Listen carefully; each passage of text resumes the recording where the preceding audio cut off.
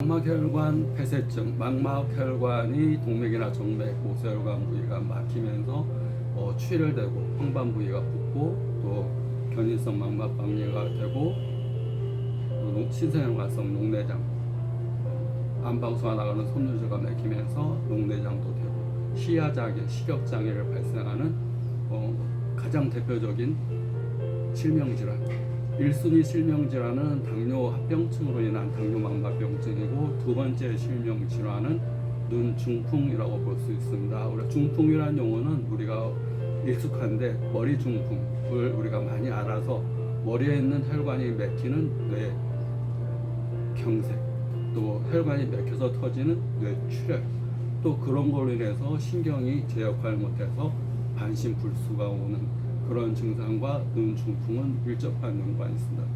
혈관성 질환이면서 혈액성 질환이다. 혈관이 끈적끈적하고 혈액이 안 좋은 상태에서 혈관에 이제 동맥 경화, 고혈압, 당뇨, 고지혈증으로 인해서 혈관이 경화가 딱딱하게 되고 노폐물이 가득 껴 있으면서 그런 것들이 좁아지면서 떨어져 나가고 떨어져 나간 찌꺼기가 눈에 가는 가장 가는 모세혈관 부위에 망막 중심부나 주변부에 막히면서 눈 중풍이라는 병을 가져오게 됩니다. 그래서 막힌다는 얘기는 찌꺼기가 많다는 얘기고, 찌꺼기가 많다는 얘기는 에너지가 부족하다는 얘기입니다. 한방에서는 기와 혈을 서로 같이 동반해서 설명합니다. 기는 에너지인데 에너지가 부족하게 되면 노폐물들이 신진대사 기능이 떨어지게 되고 자꾸 쌓이게 되고 쌓인 것들이 누적되면서 혈액 찌꺼기가 쌓이면 혈점, 우리가 노폐물 찌꺼기가 쌓이면 색점, 또 우리가 고지혈증, 우리가 담적, 또 수독이라는 것은 우리가 소변에 이제 신장 기능이 떨어지면서 소변으로 노폐물들이 나가야 되는데 그것이 나가지 못하게 되면 혈액에 요산들이 섞여서 다니면서 발목 뒤쪽에 족저근막염, 또 발가락 쪽에 루마티스나 관절염, 독소들이 쌓이는 것보다 발가락 튀어나오거나 손가락 튀어나오거나 관절 마디마디가 아프거나 이런 것들은 관절 사이에 노폐물들이 쌓이는데 노폐물들이 쌓이는 가장 큰 원인이 혈독, 우리가 나쁜 피 찌꺼기들이 가서 이제 어혈이라고 그러는데 죽은 피가 쌓이거나 수독이라고 그래서 소변에 찌꺼기들이 쌓이는 겁니다. 그래서 신장에서 소변을 잘 걸러내지 못하면 맑지 못한 물들이 몸에 돌아다니면서 몸을 붓게 하고 얼굴을 시꺼멓게 하고 다크서클 시꺼멓게 하고 얼굴이 검은 기미가 많이 생기게 하고 얼굴에 이 검정색 반점들이 많이 생기게 되고 또 그런 것들이 이 비문증의 원인도 되고 신장 기능을 떨어뜨려서 또 투석까지 해야 되는, 투석이라는 것은 콩팥이 할 일을 기계가 대신해 주는 겁니다. 그러니까 신장 기능이 떨어지지 않게끔 항상 음식 관리, 운동 관리, 그다음에 마음 관리, 먹는 게 제일 중요합니다. 먹는 거의 대표적인 것은 사람이니까 음식을 먹어야 되고 물을 먹어야 되고 공기를 먹어야 되고 마음을 먹어야 되는 거. 그러니까 먹는 거 선택을 잘해야 되고, 사람은 BCD라고 그래서 사람한테 하느님과 같은 능력이 주는 것은 월스와 데스 사이에 사람은 초이스라는 선택할 수 있는 권리를 줬습니다. 그래서 마구 그냥 원하는 먹는 게 아니라 이것이 나의 건강에 얼마나 좋은 건가. 아까 혈을 얘기했듯이 기라는 게 부족하면 혈이 순환이 잘 안 됩니다. 그래서 기를 좋게 하기 위한 방법, 에너지를 좋게 하는 방법의 가장 대표적인 것이 맑은 공기를 잘 마시는 호흡법이 굉장히 중요한데 호흡법의 중요성에 대해서 사람들이 너무나 모르고 있습니다. 그냥 마시고 내뱉.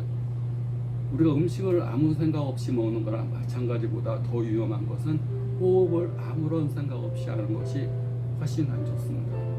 호흡은 생명과 밀접한 연관이 있습니다. 음식은 내가 나쁜 걸 먹게 되면 배가 아프고 쌀을 아프면 설사로 내뱉어버리면 되지만 나쁜 공기를 자꾸 마시고 그 호흡법을 제대로 하지 못해서 호흡을 주관하는 횡격막 근육에 너무 힘이 없어지게 되면 숨이 깔딱깔딱 숨을 쉬게 되고 깔딱깔딱 숨을 쉬게 되면 내 몸의 자율신경계가 호흡을 주관하는데 호흡을 자율신경계가 호흡을 주관하게 되고 호흡이 자율신경계에 영향을 미칩니다. 그래서 깊고 느린 호흡을 하게 되면 자율신경계가 편안해집니다. 우리가 흥분하거나 스트레스 받거나 화가 나거나 그러면 교감신경, 부교감신경에서 교감신경이 항진되면서 콜티졸이라는 독성, 어떤 활력 호르몬인데 그게 지나치게 되면 독성이 됩니다. 염증과 충혈, 내 몸에 염증. 그래서 그 대표적인 것이 이제 중시성 망막염이라든가 시신경염이라든가 녹내장이라든가 안압상각성, 고혈압당뇨, 고지혈증 다 이런 것들이 교감신경이 지나치게 항진되면서 갑상선 암병증이라든가 이런 것들이 오게 됩니다. 그런데 호흡을 통해서 호흡을 느리고 깊고 이렇게 느리고 깊고 천천히 이렇게 쉬게 되게 되면 교감신경이 항진됐던 것들이 쑥 이 균형에 맞게 됩니다.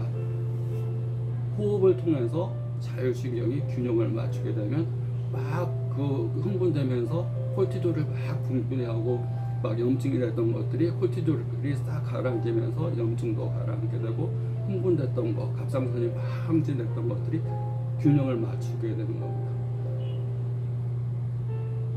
내 의지로 할 수 없는 자율신경이라는 것이 호흡을 통해서 할 수가 있습니다. 그래서 호흡법은 단전호흡법을 익혀서 항상 천천히 깊게 느리게 호흡하는 것, 깊게 호흡하는 것. 그 다음에 478 호흡이라고 해서 4초간 들어 마시고 7초간 숨을 멈추고 8초간 내뱉는 것. 들어 마시는 숨 2배의 숨을 내뱉는 걸 통해서 내 몸에 나쁜 독소를 내보낸다 생각하시게 되면 또 8초간 숨을 내뱉게 되면 저절로 아랫배가 쑥 이렇게 들어가게 됩니다. 천천히 느리게 숨을 내뱉으면 꼭 단전호흡이라는 생각이 없어도 배꼽 아래가 쑥 들어가면서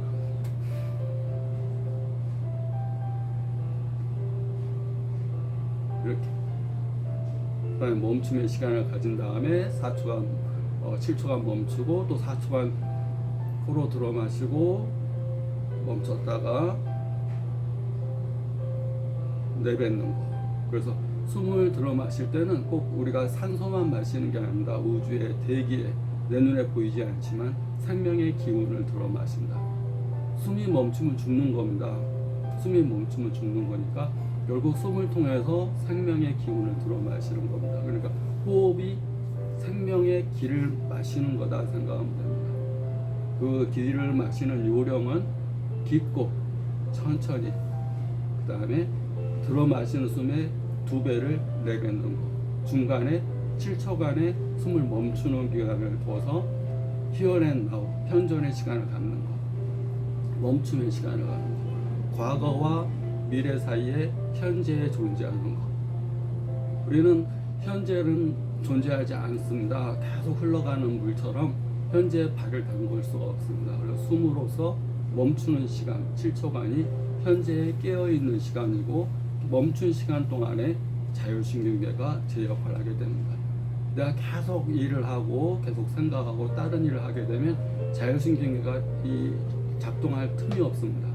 그래서 명상이라든가 명상을 통해서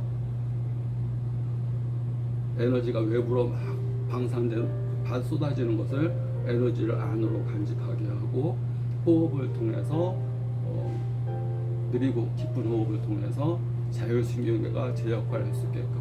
그래서 자율신경계가 제 역할을 하게 되면 저절로 교감신경, 부교감신경이 균형을 맞게 되고 지나치게 콜티졸이 분비되는 것은 가라앉게 되고 또 지나치게 부교감신경이 항진돼서 막 우울증이 오고 조울증이 오던 것도 이렇게 균형을 맞게 됩니다. 호흡법은 생명. 그러니까 호흡법을 잘 아는 것은 자율신경계를 잘 조절하는 것이고 자율신경계는 일체의 생명의 조절장치다 보시면 됩니다. 자율신경계가 깨지면 여러 가지 몸의 균형이 다 깨지면서 여러 가지 병들이 오게 됩니다. 그래서 호흡법을 잘 조절하게 됩니다. 이어 설명하겠습니다.